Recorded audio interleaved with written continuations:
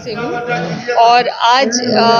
यहाँ पे report launch कर रहे हैं हम दो रिसर्च की, एक gridlock to green mobility और दूसरा बिहार ईवी पॉलिसी का एनालिसिस। इन दोनों रिपोर्ट को यहाँ पे शेयर करने का उद्देश्य ये है कि बिहार की जो ट्रांसपोर्ट व्यवस्था है और उसमें जो कमियां हम देख पा रहे हैं, बिहार पुनर्निर्माण के अपने उस दौर में है जहां पे बहुत सारे इंफ्रास्ट्रक्चर का डेवलपमेंट हो रहा है, बहुत सारे इंफ्रास्ट्रक्चर के डेवलपमेंट के लिए इन्वेस्टमेंट हो रहे हैं। तो ये वो मुफीद समय है जहां पे ये डिज़ाइन को समझा जाए कि कहाँ पे क्या कमियां हैं और उस कमियों को उसके शुरुआती दौर में ही डिज़ाइन के भीतर ले आया जाए, ताकि जो भी प्लानिंग हो सके वो इंक्लूसिव हो सके, समावेशी हो सके और सस्टेनेबल हो सके। हमारा आंकड़ा लगातार ये हम देख रहे हैं और हमारा आंकड़ा भी ये कह रहा है कि सड़कों पर चलने वाली 4 व्हीलर में जो शेयर है वो बहुत मार्जिन शेयर है उन कम्युनिटी का जो पहले से ही पॉलिटिकली और सोशली एक्सक्लूडेड हैं, समाज से बाहर हैं। तो मुद्दा ये, और बिहार शुरुआत से ही सामाजिक क्रांति का क्षेत्र रहा है। ऐसे में सड़कों पे चढ़ने वाली गाड़ियां ये ना दिखाएं कि जिनके पास अफोर्ड जो कर सकते हैं वही गाड़ियां रख सकते हैं और सड़कों पे उनके लिए कोई स्पेस नहीं है जो अफोर्ड नहीं कर सकते हैं। तो ये पूरी कोशिश है इस रिपोर्ट की कि अभी की क्या व्यवस्था है उसको हम दर्शा पाएँ और उनको अपॉर्चुनिटीज़ के तौर पे देख पाएँ उन कमियों को, क्योंकि बिहार के पास बहुत स्कोप है, बहुत स्पेस है। क्योंकि नए डेवलपमेंट में हम दिल्ली में जिस तरीके से कोशिश कर रहे हैं कि हम सारी चीज़ें ख़त्म करके फिर सुधारने की कोशिश कर रहे हैं, बिहार अभी शुरुआत कर रहा है। तो बिहार दिल्ली जैसी जगहों से वो लर्निंग ले सकता है कि हमें क्या नहीं करना चाहिए और अपने विकास को किस तरीके से आगे लेके जाना चाहिए, जहाँ पे डिसेबिलिट लोगों के लिए भी जगह हो, जिनके ट्रांसपोर्ट का सिस्टम में उन लोगों के लिए भी जगह हों जो सामाजिक रूप से बहिष्कृत हैं या बहुत कमज़ोर तबके के हैं।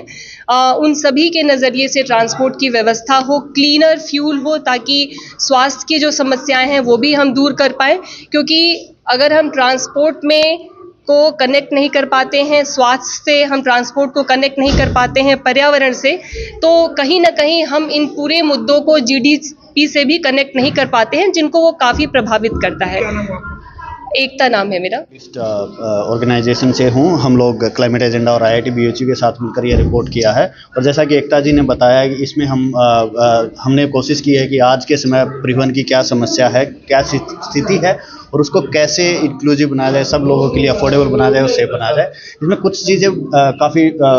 उजागर हुई हैं और वो ऐसी चीज़ें हैं जिनको अगर हम ऊपरी तौर पर देखते हैं तो हमें लगता है हम काफ़ी ज़्यादा प्रोग्रेस कर रहे हैं। जैसे हम इलेक्ट्रिफिकेशन ऑफ व्हीकल की बात करते हैं, ये कहते हैं कि अभी काफ़ी सारे व्हीकल इलेक्ट्रिक आ रहे हैं, लेकिन अब उस आने वाले इलेक्ट्रिक व्हीकल अगर पेट्रोल और डीजल की कंजम्पशन को कम नहीं कर पा रहे, अगर उन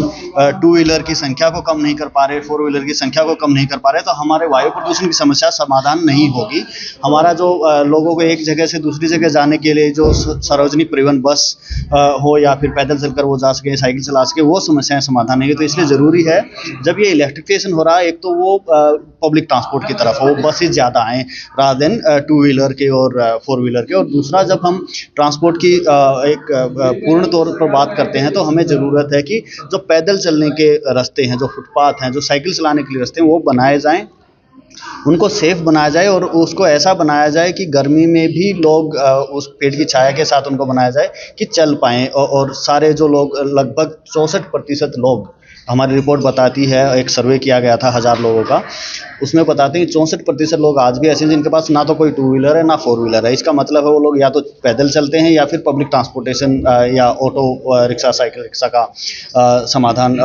साथ लेते हैं, लेकिन वो बिल्कुल भी सेफ नहीं है। हमारे रोड बहुत कंजेस्टेड है और कोई अलग से ऐसे डेडिकेटेड रास्ते नहीं। तो हमें ज़रूरत है कि अभी जब हम पटना शहर को डेवलप कर रहे हैं, मेट्रो स्टार्ट होने वाला है, मोबिलिटी के पैटर्न बदलेंगे, तो उस समय हम अपनी जो ट्रांसपोर्टेशन की व्यवस्था को इस तरीके से बनाएं कि वो समावेशी हो, वो अफोर्डेबल हो, वो सेफ़ हो, और वो सिर्फ अलग अलग जेंडर के लिए ही नहीं, वो अलग अलग आय के तबके के लोगों के लिए हो, अलग अलग कास्ट से आने वाले लोगों के लिए हो, और बच्चों के लिए भी, बूढ़ों के लिए भी, जो विकलांग हैं उनके लिए भी हम ऐसी व्यवस्थाएं बनाएं कि वो फुटपाथ पर सेफ तरीके से चल पाए। आज हमारे शहर में वो व्यवस्था नहीं है। तो काफ़ी उम्मीद है कि इस रिपोर्ट से क्लाइमेट एजेंडा और सारे इस शहर के आप लोग जो मीडिया में हैं और कैंपेनिंग ऑर्गेनाइजेशन है, इस डेटा को यूज करके शायद एक बेहतर कल की तरफ बढ़ेंगे। सुनील दहिया, मेरा नाम सुनील दहिया है, और मैं एनवायरो कैटलिस्ट जो एक ऑर्गेनाइजेशन है जो डेटा और रिसर्च के ऊपर काम करता है, उसका संस्थापक हूँ।